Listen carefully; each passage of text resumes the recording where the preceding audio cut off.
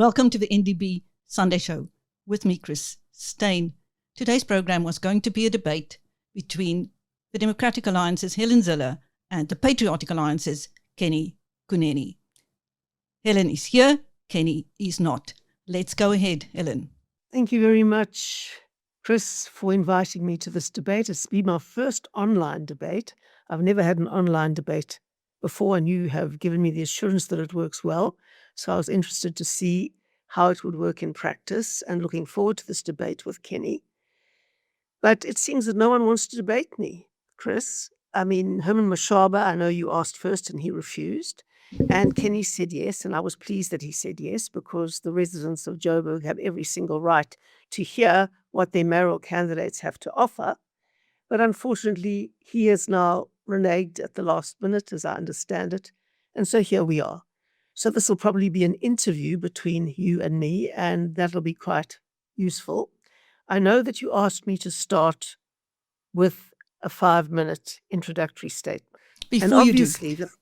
Okay. Sorry. Oh, here we are debating now. Before you do, let me just say there appear to have been some communication problems on the Patriotic Alliance's side, and with Kenny variously not being aware of a debate or it being a deal breaker if I was going to edit the debate in any way, and he now wants a live debate with you. Well, let's see. I mean, you gave the written assurance that you wouldn't edit the debate in any way that favored any side, and I took that assurance, and he didn't take that assurance. So, I think they're looking for excuses not to do this debate. But let's see. Okay, Helen, please give us your opening statement, the opening statement you would have given to Kenny, and then I'll try and cosplay Kenny. Are you going to try and play Kenny? No, please give your opening statement. Okay. Right. Thank you very much, Chris. The DA is very serious about this election because we know that it is make or break for Johannesburg. And so our major election campaign is being run under the headline, Get Joburg Working. And we believe very strongly that we can get Joburg working with our plan. We've summarized our plan into pledges, and we've released those pledges in a major launch last weekend. And we have given 5 commitments that we will meet over 5 years. It's very important for me to say that, because we will not meet our pledges in the first year and not even in the second year, because the city is so broken. But we will deliver our 5 commitments over 5 years, and they are as follows. First of all, obviously the most important, is to get reliable water and electricity for all residents. Now, this morning I woke up, no electricity. So I went to a colleague of mine's apartment, and here we are, because there's no electricity in my place. And I also live in a suburb that has been without water for a long time. So I really personally know why reliable water and electricity for all residents has to be our top priority. Now we will stop the stealing and wasting of money, and we will ring fence the money that comes in for water and for electricity. Currently, that money goes into a general account and is used for who knows what. We all know the scandal about the 4 billion rand that arrived in the water account, which should have been spent on fixing the infrastructure of water, which is in such a desperate state. But it wasn't. It was swept out of the account into the general account, and no one can say what happened to it. That kind of thing will stop on our watch. The second commitment we've made is roads that work. Now, this obviously is highly relevant to Kenny Kunene, because he has been the mayoral committee member in the city of Johannesburg responsible for roads and public transport.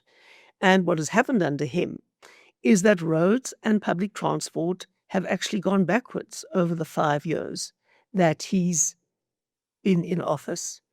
And in fact, he's going to claim a lot of progress for the Ria Vaya.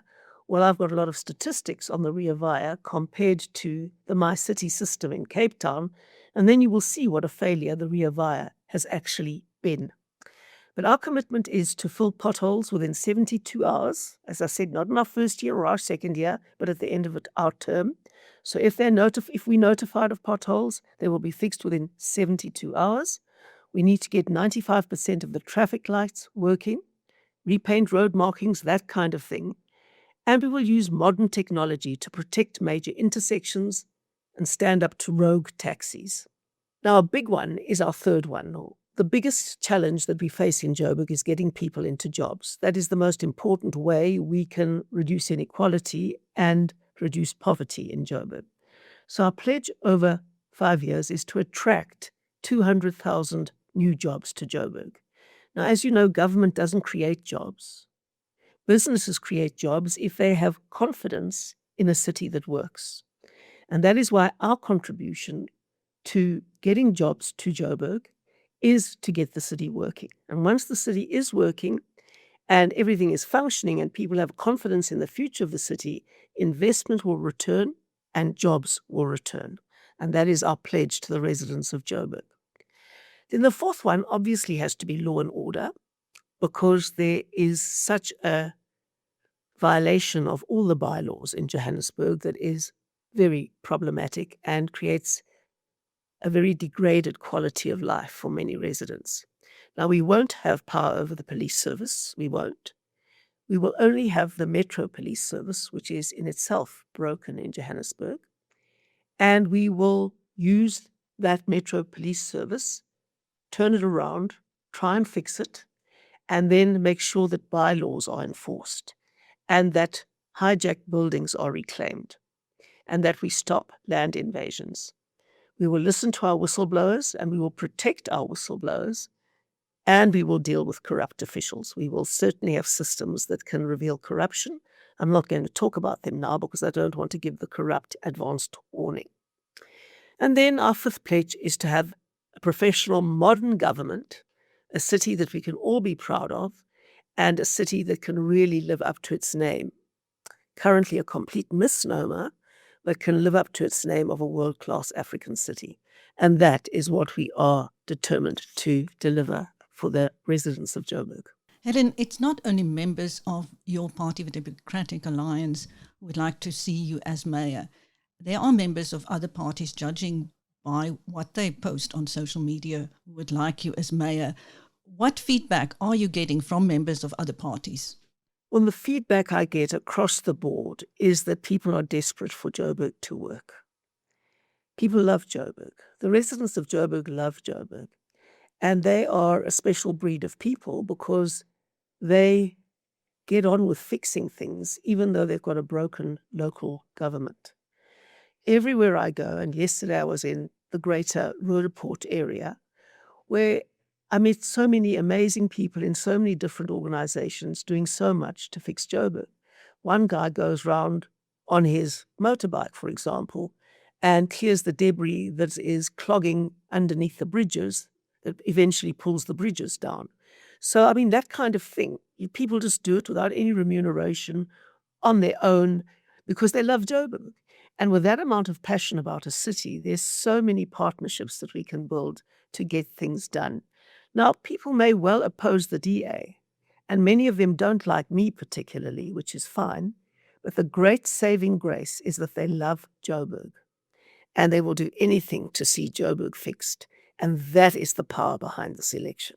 Helen, what are you going to do to get the biggest vote share to ensure that you are able to fulfill your promises and that you get the budget you need to make those promises a reality? Well, thank you very much, Chris. I mean, we've raised some money for this campaign and we're working very hard to spend it responsibly and reliably and effectively. All we need, and it's not a really big ask in a city of 6 million people, all we need is 490,000 people to come and vote DA on both ballot papers, because you remember that you have 2 votes in a local government election. That will bring us close to 1 million votes overall. And then that will determine the outcome, and we believe that'll be enough to get an overall majority. That is over 50%. And if we get that, we won't have to be in these very difficult coalitions. Currently, there's a multi-party coalition.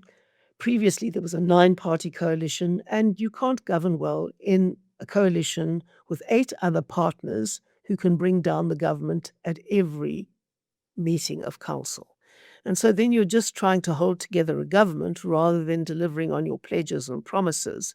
So if people really want DA delivery, and if they want us to live up to our pledges, if we get over 50%, well, then we're off to the races. What effect on the mayoral race has had the entry of Mr. Herman Mashaba? Action SA, look, we live in a democracy, and anybody's free to start a party and contest the election.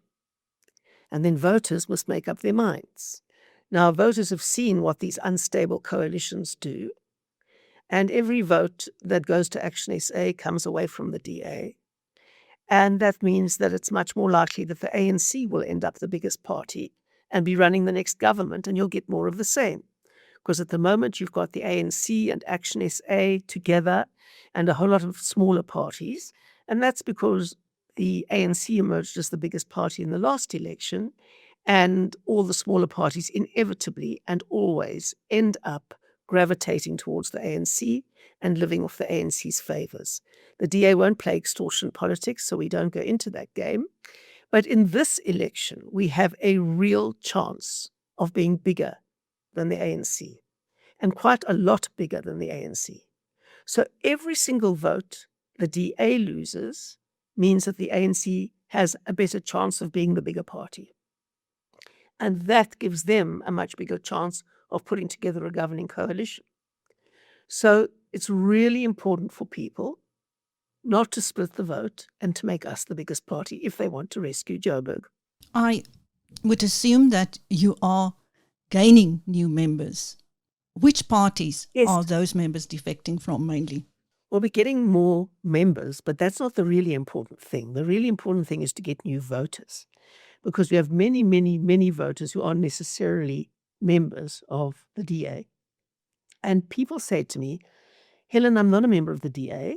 I've never voted for the DA before. I don't actually like the DA, and I don't like you, but I believe that you have the best chance of fixing Joburg, that the DA has the best chance of fixing Joburg. And I say, well, great, we do have the best chance of fixing Joburg. And if you're voting for Joburg, you're voting for the DA. Judging by some by-election results, the Patriotic Alliance has had quite a surge in certain areas.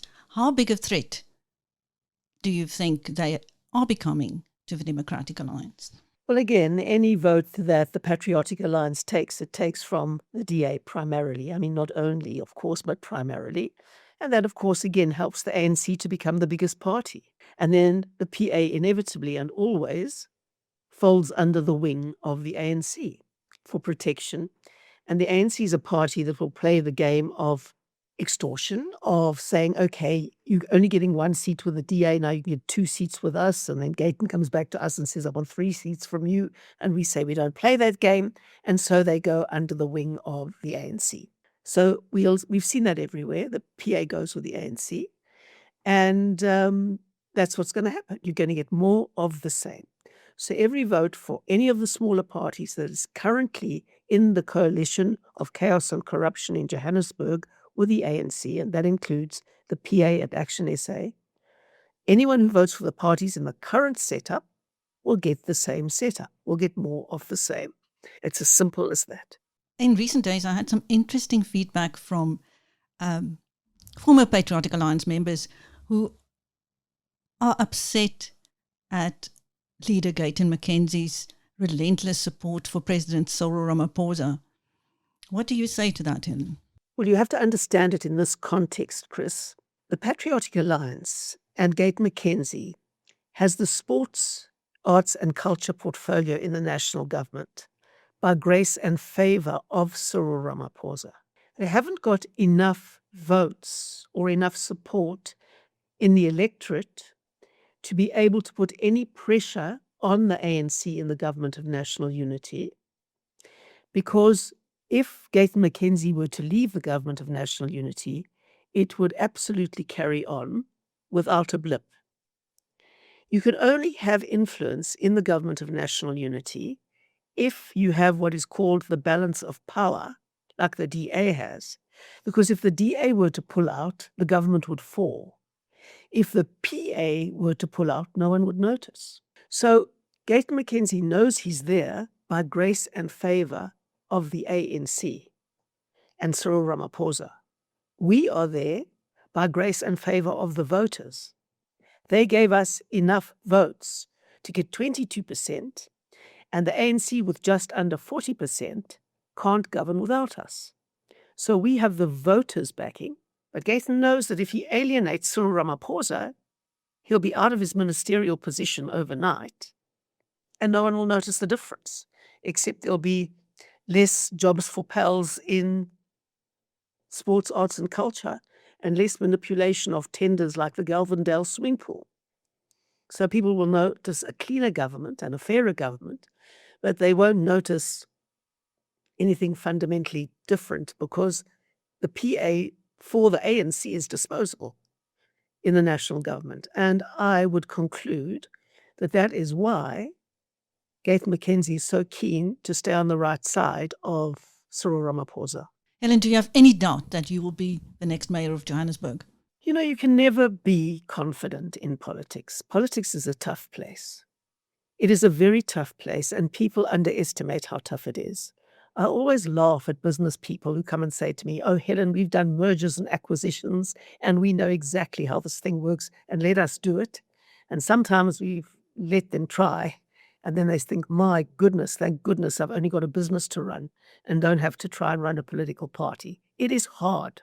And very few people actually survive politics over the long term. The critical thing is not being a flash in the pan and getting somewhere on populism and other things. The critical thing is sustainability over time. And that is what the PA really doesn't have. Because to have sustainability over time, you have to have a core political philosophy that you revert to in all situations. You have to have a strong internal democratic organization, which the PA certainly doesn't have. I mean, Gayton is quite proud of the fact that he issues instructions, and that's the way things work there. And then finally, you need to be able to attract a lot of new real talent. And real talent is deep and is difficult to find. And it's not just theatrics.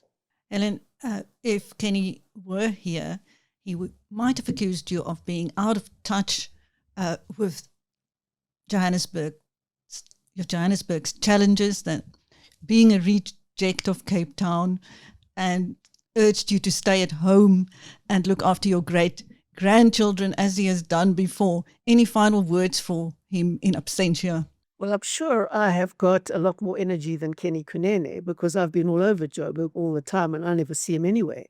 I only see him in the nightlife, in the nightclubs, in all the Instagram posts with the slay queens, as they call them, and being arrested at Katie Molefe's place and being associated with the underworld of clubs and nightclubs and DJs that get murdered and having excuses that don't add up and having investigations, the results of which are never published but are spread all over as if they are an exoneration, which they're not. He's got a busy life. He's got a busy nightlife. He's got a busy time running around between his different underworld connections and trying to get people not to contradict his statements. That's a busy life. I have a life focused on meeting the people of Joburg, listening to the people of Joburg, listening to their solutions for the problems for Joburg, and getting a plan together to fix Joburg. So I have a busy life doing that. I do see my grandchildren once a month, and I love them dearly. But I can tell you this, the person who's more distracted from all sorts of fundamental roles that he should be playing by his other lives is Kenny Kunene. Thank you. That was Helen Zille, the Patriotic. Thank you. That was Helen Zille, the Democratic Alliance's star for Joburg, with me, Christine, on the NdB Sunday Show. Thank you, Helen.